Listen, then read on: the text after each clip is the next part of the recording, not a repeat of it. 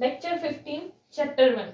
तो कोई हमारे पास यूनिफॉर्मली चार्ज वायर हो एंड उसके लिए अगर हमें फील्ड फाइंड करना हो तो क्या कि ये हमारा वायर है जो कि uniform linear charge density lambda हो, ऐसा एक लॉन्ग इनफाइनाइट वायर है। अभी इसके लिए सपोज कि हम एक वेक्टर लेते हैं ऐसे, यहाँ पर सपोज ओ हो, ओ से पी तक का हम एक वेक्टर लेते हैं एंड इसको अगर हम रोटेट करें तो हमें पॉइंट्स मिलेंगे P dash, P double dash and ये पी, ये जो है ये पॉइंट्स हमें मिलते हैं। बट ये जो पॉइंट्स होंगे ना, ये कैसे होंगे, इक्विवेलेंट पॉइंट्स होंगे एंड इसीलिए ये इक्विवेलेंट पॉइंट्स है तो हम ऐसा भी बोल सकते हैं कि यहाँ पर जो फील्ड होगा उसका मैग्नीट्यूड कैसा होगा, सेम होगा, क्योंकि ये तीनों ही जो पॉइंट है वो इक्विवेलेंट है, इसीलिए फील्ड का जो वैल्यू है वो तीनों जगह पर सेम होगा। तो यहाँ पर की जो फील्ड का वैल्यू है वो इसके पोजीशन पे डिपेंड नहीं करता है, वो किस पे डिपेंड करता है, तो इसका जो रेडियल डिस्टेंस है, ये वायर से जो रेडियल डिस्टेंस है उस पे फील्ड का मैग्नीट्यूड डिपेंड करता है। अभी ये जो है कि ये वायर है तो इसके लिए अगर हम फील्ड का डायरेक्शन देखेंगे तो वो कैसा होगा, रेडियल होगा हर एक जगह पर। एंड अगर हमें सपोज कि यहाँ पर फील्ड का वैल्यू फाइंड करना है और हमें ये गाउस के लॉ जो है उसका यूज करके अगर हमें फाइंड करना है तो हम क्या कर सकते हैं, हमने देखा था कि उसके लिए पहले एक गॉसियन सरफेस कंसीडर करना होता है। तो हम सपोज कि एक ऐसे सिलिंड्रिकल गॉसियन सरफेस लेते हैं, क्योंकि ये हमारा अगर वायर है तो ऐसे रेडियली यानी कि हमें इस तरह से फील्ड जो है वो हर एक जगह पर देखने को मिलेगा। अभी गॉसियन सरफेस के थ्रू हम क्या फ्लक्स फाइंड कर सकते हैं, तो अगर हम इसके लिए इस वायर के लिए फ्लक्स फाइंड करते हैं तो यहाँ पर ये सिलिंड्रिकल सरफेस आ जाएगा। अब ये सिलिंड्रिकल सरफेस के जो पार्ट्स है उसके लिए हम फ्लक्स फाइंड करेंगे। तो सपोज कि हमारा ये जो एंड है सिलेंडर का, ऊपर एंड नीचे वाला, उसके लिए हमारा जो फ्लक्स का वैल्यू आएगा वो क्या आएगा, 0 आएगा। अब ये 0 क्यों आएगा, क्योंकि हमारा जो फ्लक्स है, फ्लक्स का फॉर्मूला क्या था, E डॉट डेल्टा एस। तो यहाँ पर इसके लिए, और you can say E S cos theta, तो यहाँ पर क्या आ जाएगा कि ये हमारा अगर सरफेस है तो उसका एरिया वेक्टर यहाँ पे चला जाएगा एंड फील्ड रेडियल है तो इसीलिए फील्ड ऐसे जाएगा, तो ये एरिया वेक्टर ऐसे है एंड फील्ड ऐसे है, तो जो एंगल बनेगा वो कितना होगा, 90 डिग्री का होगा, तो cos 90 बनेगा। नीचे भी सेम टाइप का होगा कि एरिया वेक्टर इधर होगा एंड फील्ड जो है वो इधर है तो 90 डिग्री बनेगा। तो cos 90 का जो वैल्यू होता है वो क्या होता है, 0 होता है। तो इसीलिए ऊपर एंड नीचे ये जो सिलेंडर के दोनों एंड्स है, यहाँ पर जो फ्लक्स का वैल्यू मिलेगा हमें वो क्या होगा, 0 होगा। एंड अभी अगर हम ये सिलेंडर है उसका ये कर्व्ड पार्ट जो है, ये वाला जो सरफेस है कर्व्ड वाला एरिया, वहां पर अगर हम देखें तो वहां के लिए हमें अगर फ्लक्स फाइंड करना है तो क्या होगा कि इसका जो एरिया वेक्टर है वो ऐसा आएगा, क्योंकि परपेंडिकुलर और यू कैन से नॉर्मल के हिसाब से होता है। एंड इसका जो फील्ड है वो भी ऐसा आएगा, तो जो एंगल होगा वो कितने का होगा, 0 का होगा एंड इसीलिए ई एस कॉस 0 आएगा एंड कॉस 0 का वैल्यू क्या होता है, 1 होता है। तो इसीलिए हमारा जो इसका वैल्यू आएगा वो क्या होगा, ई एस होगा। एस यानी कि कोई भी जो सरफेस है उसका सरफेस एरिया, तो यहाँ पर सिलेंडर के लिए ये उसका कर्व्ड वाला पार्ट है तो उसका कर्व सरफेस एरिया क्या होता है सिलेंडर का, 2 पाई आर एच होता है। बट सपोज कि हम यहाँ पर सिलेंडर जो है उसका जो लेंथ है उसको एल कंसिडर करते हैं, सॉरी ये जो हाइट है उसको एल कंसिडर करते हैं अगर सिलेंडर का, तो यहाँ पर क्या हो जाएगा, 2 पाई आर एल हो जाएगा कि लाइक ई एंड जो एरिया है उसकी जगह पर क्या आ जाएगा, 2 पाई आर एल।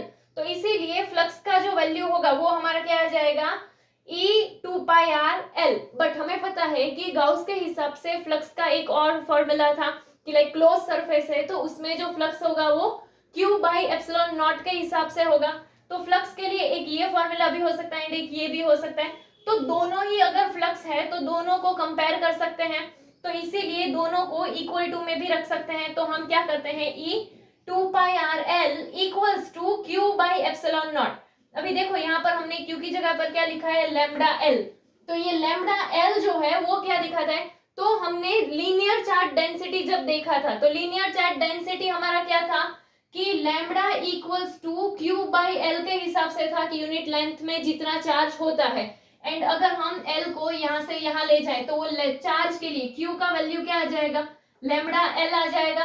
तो इसीलिए जो क्यू बाई एप्सिलॉन नॉट होता है उसके उसमें क्यू की जगह पर हम क्या डाल देते हैं, लैम्बडा एल एंड अपॉन में क्या हो गया, एप्सिलॉन नॉट। अभी तो यहाँ पर देखो कि हमें तो फील्ड फाइंड करना था, तो फील्ड के लिए यहाँ पर हमारा फील्ड तो दिख रहा है, तो उसके लिए हम एक काम करते हैं, इसको यहाँ से नीचे भेज देते हैं। तो इसीलिए वो क्या हो जाएगा, लैम्बडा एल अपॉन में ये नीचे आएगा तो 2πr L and epsilon not वहां पर ऑलरेडी था, तो ये एल एंड एल ये कैंसिल हो जाएगा, तो बचा क्या हमारा लैम्बडा 2πr एप्सिलॉन नॉट, ये हमारा फील्ड होगा। एंड इसको अगर हम वेक्टर के फॉर्म में लिखते हैं तो यूनिट वेक्टर भी आएगा, तो यूनिट वेक्टर के लिए हम एन कैप जो है वो यूज कर सकते हैं। तो इस तरह से हमें फील्ड मिलेगा। अभी ये फील्ड का डायरेक्शन भी हम सोच सकते हैं कि फील्ड जो है वो हमारा अगर लाइक कि आउटवर्ड डायरेक्शन के हिसाब से हुआ तो क्या होगा, वो पॉजिटिव के हिसाब से होगा कि लाइक लैम्बडा जो है वो पॉजिटिव होगा। एंड अगर हमारा इनवर्ट डायरेक्शन में फील्ड मिला तो हम क्या बोल सकते हैं, जो लैम्बडा है वो क्या होगा, नेगेटिव में होगा, और यू कैन से उसका जो वैल्यू होगा वो लेस देन 0 होगा। तो इस तरह से हम कोई भी इनफाइनाइटली अगर हमारा चार्ज वायर है तो उसके लिए हम फील्ड फाइंड कर सकते हैं।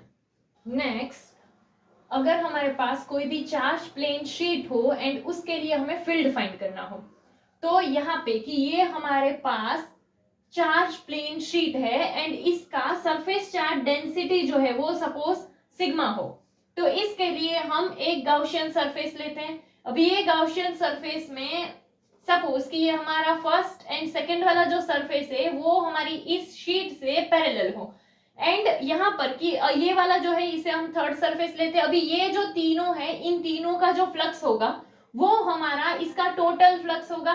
तो सपोज कि जो फर्स्ट वाली सरफेस है उसके फ्लक्स को हम क्या बोलते हैं, φ1, सेकेंड वाली सरफेस का जो फ्लक्स है उसे क्या बोलते हैं, φ2, एंड जो थर्ड वाली सरफेस है उसके फ्लक्स को हम बोलते हैं φ3। अभी ये फर्स्ट एंड सेकेंड वाली जो सरफेस है इन दोनों का एरिया जो है वो सपोज हमारा ए हो, तो यहाँ पे कि हमारा ये जो है फील्ड का डायरेक्शन ये होगा, इस वाली साइड के लिए जो फील्ड का डायरेक्शन होगा वो ये होगा। तो हमें फ्लक्स फाइंड करना है, तो जो फ्लक्स का फॉर्मूला है वो क्या है, φ equals to E A cos theta हमारा फ्लक्स का फॉर्मूला है। तो यहाँ पर कि ये फर्स्ट वाली सरफेस के लिए अगर फाइंड करें तो फील्ड का डायरेक्शन हमारा ये है, एंड इसका ये जो है एरिया वेक्टर लेंगे तो ये साइड है तो एरिया वेक्टर उससे नॉर्मल यानी ऐसे आएगा, तो दोनों के बीच का जो एंगल होगा वो क्या होगा, 0 होगा। तो हमारा जो cos थीटा है वो क्या हो जाएगा, cos 0, एंड cos 0 का जो वैल्यू होगा वो क्या होता है, 1 होता है। तो इसीलिए हमें जो फ्लक्स मिलेगा फर्स्ट वाली सरफेस के लिए φ1 वो कितना होगा, ई ए के जितना होगा। एंड फिर हम ये दूसरी वाली जो सरफेस है इसके लिए अगर हम फ्लक्स फाइंड करें तो फील्ड का डायरेक्शन ये होगा, एरिया वेक्टर भी ये साइड वाला आएगा, तो इधर भी दोनों का जो एंगल बनेगा वो क्या होगा, 0 होगा। तो ई ए cos 0 आएगा एंड cos 0 का वैल्यू 1 होता है, तो इसीलिए सेकंड वाली जो सरफेस है उसका जो फ्लक्स होगा वो भी हमारा क्या होगा, ई ए के जितना होगा।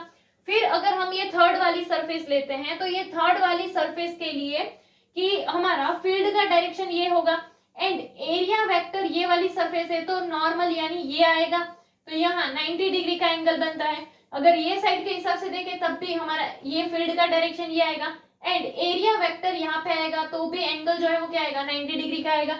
तो इसीलिए वो क्या हो जाएगा, ई ए cos 90 होगा एंड cos 90 का वैल्यू क्या होता है, 0 होता है। तो इसीलिए जो ये थर्ड सरफेस है उसके लिए हमें जो फ्लक्स मिलेगा वो क्या होगा, 0 होगा, यानी कि जो फ्लक्स है वो हमें सिर्फ फर्स्ट एंड सेकेंड वाली सरफेस के लिए ही मिलता है।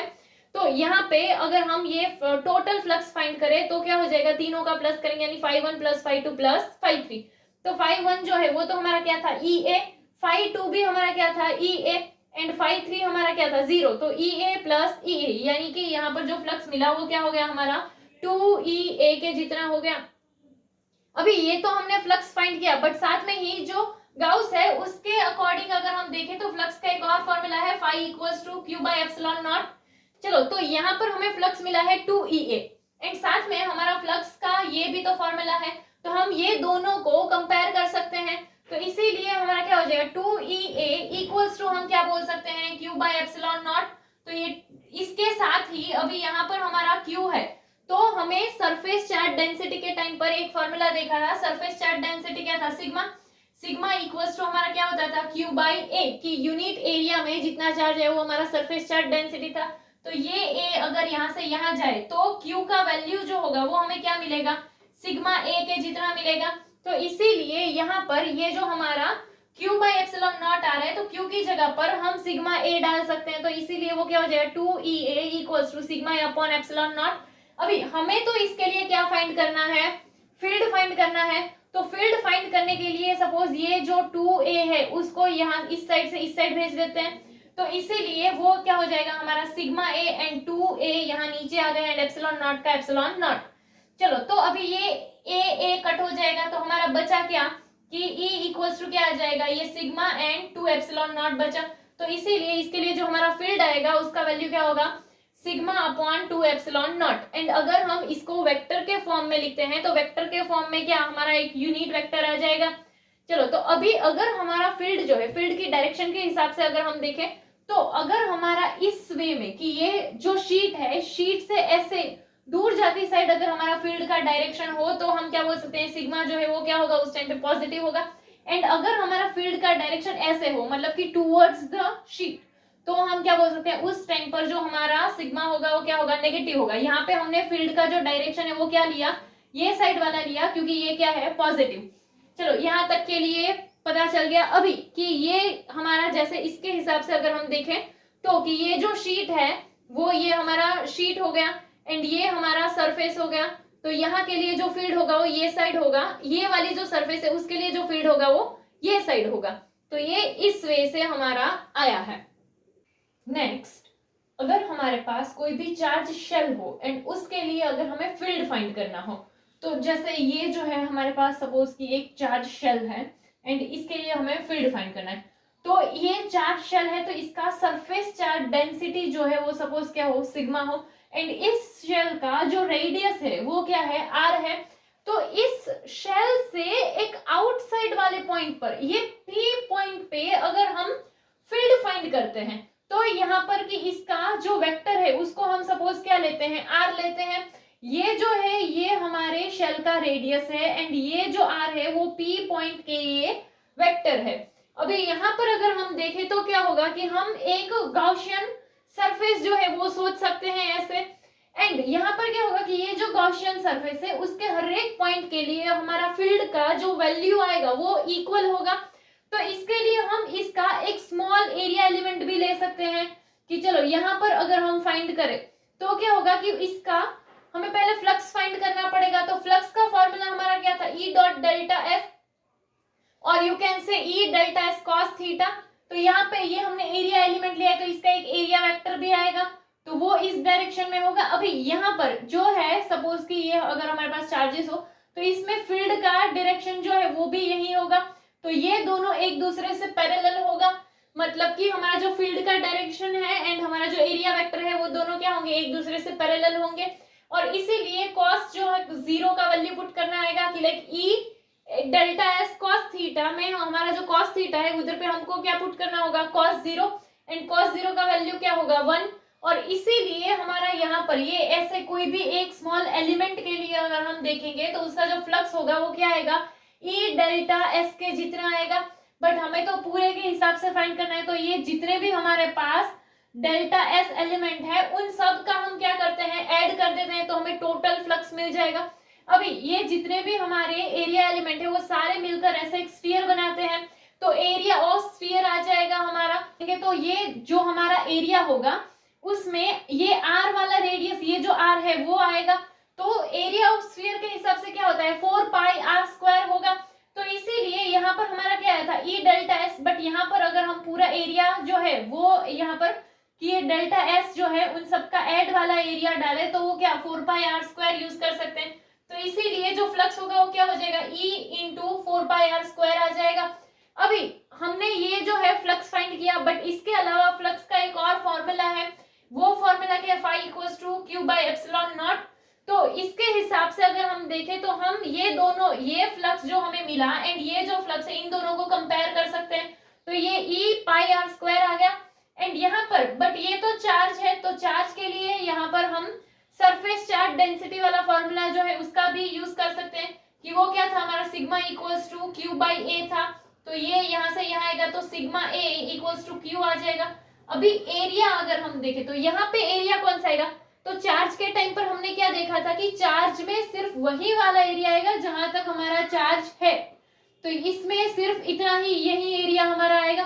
फील्ड में हमने देखा था इनसाइड आउटसाइड दोनों वाला ये जो है ऐड कर सकते हैं, बट चार्ज वाले के टाइम पर क्या जितना है वही आएगा, तो इसीलिए ये आर आएगा। तो यहाँ पर एरिया के लिए जब हम डालेंगे तो क्या हो जाएगा 4πr², बट वो कौन सा आर होगा, ये वाला। चलो तो फिर हम ये वैल्यू जो है उसको पुट कर सकते हैं, जैसे ये दोनों को कंपेयर किया था, एंड चार्ज की जगह पर हम क्या सिग्मा 4πr² डाल सकते हैं, तो सिग्मा 4πr²/ε0, एंड ये वाला क्या हो गया E 4πr² हो गया। अभी अगर हमें फील्ड फाइंड करना है, तो फील्ड फाइंड करने के लिए हम क्या कर सकते हैं, तो इसको यहाँ से नीचे भेज सकते हैं। चलो तो इसको अगर हम यहाँ से नीचे भेजेंगे तो क्या 4π एंड 4π जो है वो हमारा कट हो जाएगा, तो बचेगा क्या यहाँ पे सिग्मा r², एंड ये r यहाँ से नीचे आया होगा वो तो क्या ε0r², इतना बचेगा, ये हमें जो है वो फील्ड मिलेगा। बट अगर हम यहाँ पे सपोज सिग्मा का वैल्यू पुट करें, तो सिग्मा हमारा क्या था Q/A था, तो यहाँ पे अगर हमें डालना है तो क्या Q/A, A यानी क्या हो जाएगा, जो हमने एरिया लिया था क्या 4πr², तो यहाँ पे कि ये जो सिग्मा है उसकी जगह पर हम क्या डालते हैं Q/4πr², फिर यहाँ पर ये क्या है r² का r² ε0 एंड r², तो यहाँ क्या होगा ये r² एंड ये r² कट हो जाएगा, तो हमारा क्या होगा Q का Q, एंड यहाँ जो बचा है वो क्या है 4πε0r²। अभी हमें ये भी तो पता है कि यहाँ पर ये अपॉन में 4πε0 है, तो ये क्या था हमारा K की K = 1/4πε0, तो इसीलिए इसकी जगह हम K भी पुट कर सकते हैं, Q का Q एंड r², तो हमें ये जो वैल्यू है वो भी मिल सकता है KQ/r²। फॉर्मूला भी यूज कर सकते हैं, अगर हम इसको वेक्टर के फॉर्म में लिखना चाहे तो हमें एक यूनिट वेक्टर जो है वो यूज करना होगा।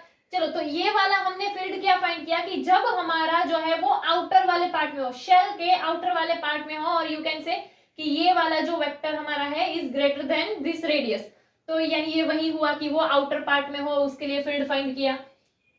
नेक्स्ट, अगर हम चार्ज शेल के इनसाइड वाले पॉइंट पर फील्ड फाइंड करें, इसके पहले हमने चार्ज शेल के आउटसाइड वाले पॉइंट के लिए फील्ड फाइंड किया था, तो अभी अगर हम उसके इनसाइड वाले किसी पॉइंट के लिए फील्ड फाइंड करें, तो सपोज ये है हमारा एक चार्ज शेल कि जिसका सरफेस चार्ज डेंसिटी जो है वो सिग्मा हो, एंड यहाँ ये शेल के इनसाइड वाले पार्ट में ये कोई P पॉइंट के लिए अगर हम फील्ड फाइंड करें, तो यहाँ पे हम ऐसे एक गाउशियन सरफेस सोचते हैं। अभी यहाँ पर कि ये गाउशियन सरफेस के लिए ये जो रेडियस हो सपोज क्या हो r हो, अभी इसके पहले वाले में हमने गाउशियन सरफेस के लिए फ्लक्स कैलकुलेट किया था, तो फ्लक्स हमारा क्या आया था E 4πr² के जितना आया था। तो यहाँ पर अगर हम देखें तो वो जो फ्लक्स है उसको हम कंपेयर करते थे Q/ε0 से, तो यहाँ पे हम अगर ऐसे कंपेयर करें तो ये यहाँ पर इनसाइड वाले पार्ट में अगर हम देखें तो चार्ज जो होगा वो क्या होगा 0 होगा, क्योंकि जो चार्ज है वो हमें यहाँ पर देखने को मिलेगा, एंड हमारा जो गाउशियन सरफेस है वो यहाँ पे है, तो यहाँ जो सरफेस के इनसाइड में जो चार्ज मिलेगा हमें वो क्या होगा 0 होगा, तो इसीलिए Q/ε0 का वैल्यू क्या हो जाएगा 0 हो जाएगा। अभी हम फ्लक्स को इसके साथ कंपेयर करते थे बट ये 0 आ गया, तो इसीलिए हमें जो फ्लक्स मिला है E 4πr² वो इक्वल टू में हम क्या कर देंगे 0 कर देंगे। अगर हम इसको यहाँ से यहाँ भेजे तब भी वो 0 होने वाला है, तो जो हमें फील्ड मिलेगा वो क्या होगा 0 होगा। तो इसीलिए अगर शेल के इनसाइड वाले पार्ट में कोई भी पॉइंट पे अगर हम फील्ड फाइंड करते हैं तो हमें क्या मिलता है 0। तो यहाँ पर कि इनसाइड है तो उसके लिए हम क्या बोल सकते हैं r r, कि ये शेल का जो रेडियस है उससे ये जो r है उसका डिस्टेंस कम है। अभी अगर हम देखें तो हम इस केस को कंपेयर कर सकते हैं कि शेल के आउटसाइड वाले पार्ट में शेल के इनसाइड वाले पार्ट में हम जो फील्ड फाइंड करते हैं, तो यहाँ पे अगर हम देखें ये एक हमारा है कि ये गाउशियन सरफेस एंड ये हमारा शेल है, तो ये r r हो जाएगा, यानी कि ये शेल के इनसाइड वाला पार्ट में होगा। अभी इसके अलावा हम शेल की सरफेस पर भी फाइंड कर सकते हैं कि यहाँ पर हमारे चार्जेस हो एंड हम इसी कोई पॉइंट पे फील्ड फाइंड करें, तो हम शेल के सरफेस पर भी फाइंड कर सकते हैं। तो उस टाइम पर हमारा क्या हो जाएगा r = r आ जाएगा। इसके अलावा शेल के आउटसाइड वाले कोई भी पॉइंट जो है उस पर भी हम फील्ड फाइंड कर सकते हैं। तो वो जो है कि ये हमारा सपोज गाउशियन सरफेस आ गया कि हम यहाँ पर कोई पॉइंट है उसके लिए फील्ड फाइंड करते हैं, तो ये r ग्रेटर देन ये r होगा, तो इसलिए r ग्रेटर देन r, तो ये आउटसाइड वाला पॉइंट आ जाएगा। अभी इसके लिए अगर हम ग्राफ देखें तो ये जो है ये हमें फील्ड दिखाता है, यहाँ पर जो है ये हमें कि किस पॉइंट पे फील्ड जो है वो फाइंड कर रहे हैं, उस पॉइंट का डिस्टेंस सेंटर से कितना है एंड उसका रेडियस से कंपैरिजन। तो यहाँ पे कि ये क्या है r r है, यानी कि ये इनसाइड वाला होगा कि इनसाइड वाले पॉइंट पे हम फील्ड फाइंड करते हैं। तो यहाँ पर देखो कि जहां तक हमारा r इक्वल्स टू आर है उस पॉइंट तक ये कंटिन्यूअसली क्या दिखा रहा है, 0, यानी कि शेल के इनसाइड वाले पार्ट में हमें जो फील्ड मिलेगा वो क्या होगा, 0। फिर शेल की सरफेस के लिए अगर हम देखेंगे यानी r इक्वल्स टू आर के लिए, तो वहां पर हमें जो फील्ड मिलेगा वो क्या होगा, मैक्सिमम होगा। एंड जैसे जैसे हम ये शेल जो है उससे दूर के पॉइंट्स के लिए फाइंड करेंगे, जैसे यहाँ यहाँ या ऐसे दूर दूर वाले पॉइंट्स के लिए जैसे जैसे फाइंड करते जाएंगे वैसे हमारा जो फील्ड है वो डिक्रीज होता जाएगा। वो क्या, आर स्क्वायर के इनवर्सली प्रोपोर्शनल है फील्ड, तो वो जो है हमारे आर स्क्वायर के हिसाब से डिक्रीज होता जाएगा।